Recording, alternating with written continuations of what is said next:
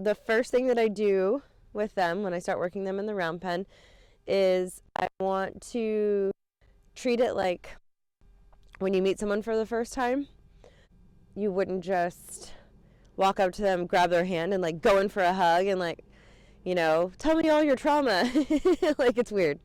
I mean, some people do, but do you know how that feels, right? When someone you don't know comes up to you and they're too much and there are no boundaries and they're just over the top. So what I want to make sure with them is that I greet them and get to know them and lay down that base of mutual trust and boundaries and the empathy piece, where most of the time they haven't been listened to for most of their life. They've been told what to do.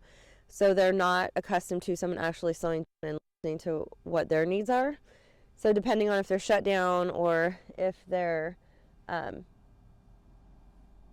shut down and they go inside and internal, or if they shut down and go explosive, I feel like they can go both ways, even though when you think shut down, you think they don't move. But in my mind, it's shut down to connection. So they can still be, over the top and explosive and be shut down in my mind, because usually they're sticky and then they explode.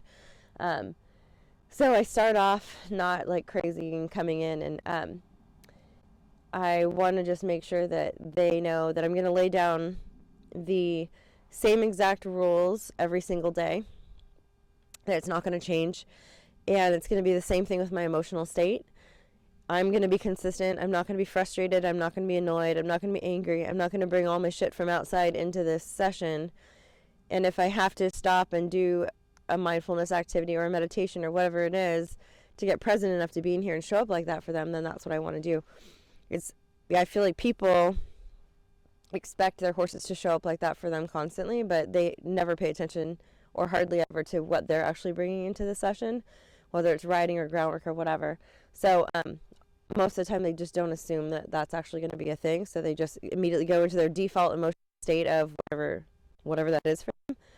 So when I always talk about the foundation of everything you're going to do with them is I base it on, Brene Brown has an acronym, BRAVING, and it's how you assess whether or not you can trust somebody or whether they should be in your life, in your inner circle or not. And I do that with them, and the first part is B, and that's boundaries. And most of the time it's not about the physical thing that I have you do. It's more about how you feel about what a boundary is and what it means to you. Because if the intention is off when you ask them for something, you're going to get the result of however you actually feel, not so much what you're doing. Because I have a lot of people run at the horse and the horse doesn't move. And they're like, I don't understand how you don't move and the horse moves. Like, it doesn't make sense to me. And then I start to ask, well, how do you feel about boundaries? Like, what are your beliefs around boundaries? What do you think will happen if you uphold a boundary with somebody or with your horse? And usually it's, well, I want them to like me. I don't want them to think I'm mean. They've had a hard life, so I want to make sure they know they're safe with me. And none of that actually equals safety for them or you. It's like having somebody that you start a relationship with and they're a total pushover. And it's just because they want you to like them so bad. Like, you can feel that energy on them and it actually makes you want to push them away. So it's not any different for them. That's what they pick up on. So the main thing for me, I believe, and the biggest thing in the beginning is, what is your belief around boundaries? And making sure you're really clear on those when you start to execute different exercises with them, because it's going to make an entire difference on how they react. So the way that I establish boundaries with them, and it goes both ways, like, I listen to them too. Like, if I have a horse that he's obviously like, he wasn't like this when I first met him, even though I've never worked with him in the pasture, I'd be like, hey, we're going to go in your stall. He'd be like, I don't know you, So this is obviously just from me being in his space and not asking him for anything with no expectations. And now he's like, okay, I guess we can be cool. But if I came out here maybe in the beginning, he may have been more apprehensive of me and stayed further away from me. I respect that as much as I expect them to respect my boundaries. So if they're telling me, if I walk towards them and they tell me, like, I don't really want that, then I'm going to stop. I'm not going to impose myself on them. So it goes both ways. Let me talk a little bit about the nervous systems, and then I'll show you what the first exercise I do with them is. As far as the nervous systems go, the two are parasympathetic and sympathetic nervous system. And so the parasympathetic is rest, relaxation, restore. It's where you heal. It's where your body goes into homeostasis, where the blood flows equally to all parts that it needs to flow to send nourishment and whatever else. And it's where their digestive system starts to be activated, where they know that they're safe enough to eat and they're relaxed enough to do that stuff.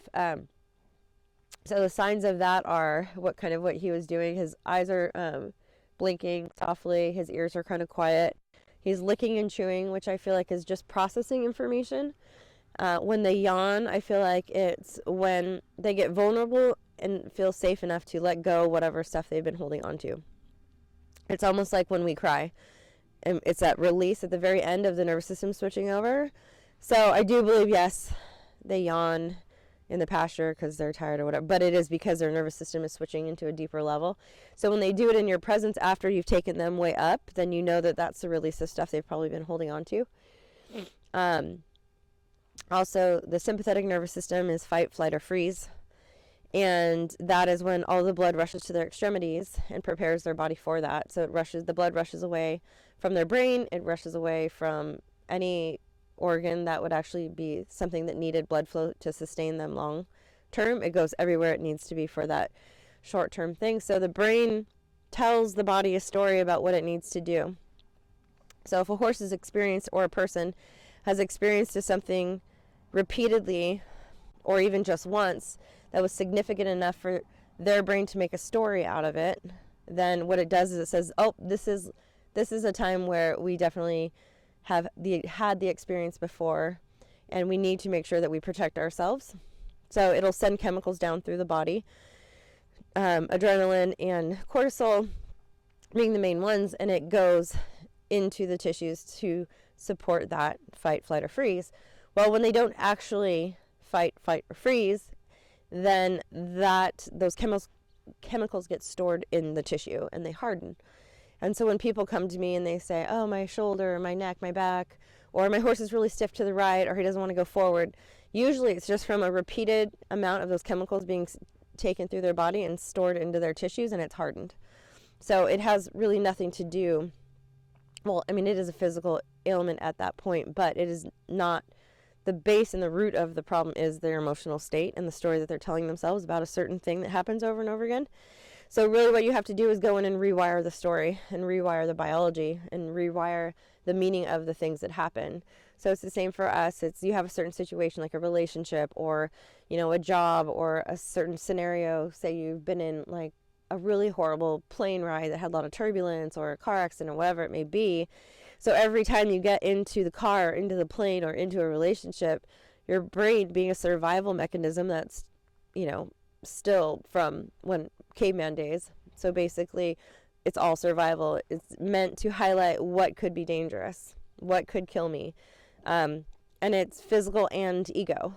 So being kicked out of the cave, out of your tribe, is death from back then, because if you don't have that, that's not safety. You get eaten by the saber-toothed tiger. So even you feeling the need to fit in ties into that whole, the brain, the way that it pinpoints things at an emotional and a physical level. So it's like the brain doesn't know whether or not it's happening, because if it experiences that story again, it's literally experiencing it the same as if it was happening. It's like me telling you that I went to the lemon tree, and you can smell the lemons, and then you pick the lemon, and you can actually, once you pick it, you can see the juice dripping out of the top where the stem disconnected. And then you put it on the cutting board and you slice it open and all the juice flows out. Like somewhere in that story, your mouth starts to water because you're like, ugh. So your brain hears things it doesn't know. It's like your body goes, oh, we need to prepare to eat that lemon, and that's going to be a lot of sour shit. So we need to make sure we have lots of, a lot of acid, a lot of saliva. So that's why people can't just get over, oh, well, I had this accident. Your brain's going, oh, you're going to die, so you need to prepare, and I'm going to help you prepare. So part of it is understanding how your brain works and why you have that reaction over and over, why people look at their horse and it's completely calm and they think he's going to freak out any minute when you're like, okay. Also, why we can create those issues within our horses, because they're herd animals. They're wired for that connection, and they're wired to look to each other to understand whether or not a situation is safe or not. So if you're constantly coming into their space at a low level of stress, whether it's due to them or it's due to the job you hate or the traffic that you had to drive in to get there or the relationship you're stuck in that you can't stand, and then you come to the barn and you go, this is my place where I feel better. And the horses are like, oh shit, here she comes. Like, we have to understand that we're putting that on them. And because they're wired to hop on to wherever we are at, they go, we need to be worried. We need to be concerned. They're worried and concerned. I'm going to match them at that level. And I do think that it goes both ways. I feel like we meet them 50-50, and whoever has the most stable energy, the other one jumps on with. And that doesn't mean it's always good. So if the one person is always stressed out, then the horse goes, well, this is consistent, so we might as well stay here because it feels safe. And it meets my need for certainty, because certainty feels like safety. Even if it's not sustainable or healthy, it still feels safe because you know what's happening at least. And the uncertainty part would be relaxing and just letting go if you have that story going on about something specific. And so, but it goes the same if you come out, you're always stable and you're calm. And even if they're super anxious, if you can stay really non-emotional and tied into what is going on and you can release your story, then they hop on board with you. So that's why I think understanding those things is super important. They can't actually learn and absorb information if they're in sympathetic nervous system, because the blood is not in their brain. The blood is like, let's get out of here.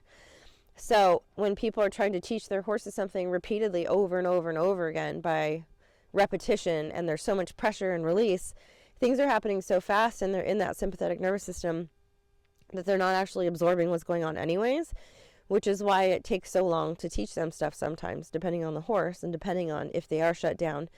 And so the way that I do it looks a lot slower, but it takes them from the sympathetic nervous system back down to the parasympathetic over and over and over again. So it teaches them to be able to manage their emotional state. So it's not that the sympathetic nervous system is bad. It's a place that we are all okay to be in at some point or another, but to stay there is when it becomes unhealthy. So it's not like he's never going to be in a stressful situation. It's not like you're never going to come out and be stressed out and a little bit less present. It's not like we can control the environment at all times. But what we can control is their ability to regulate their emotions and ours. So when I do this round pen stuff, that's what I'm doing. I put them in the sympathetic. I put a lot of pressure on them. I establish, when I go forward towards you, I want you to move out of the way. And then this is where the release is. And when I do that several times, and then I stop and I'll let them switch nervous systems over, because then they can actually absorb what just happened. What else? Is that everything? We've talked a lot. We've just talked a lot, haven't we?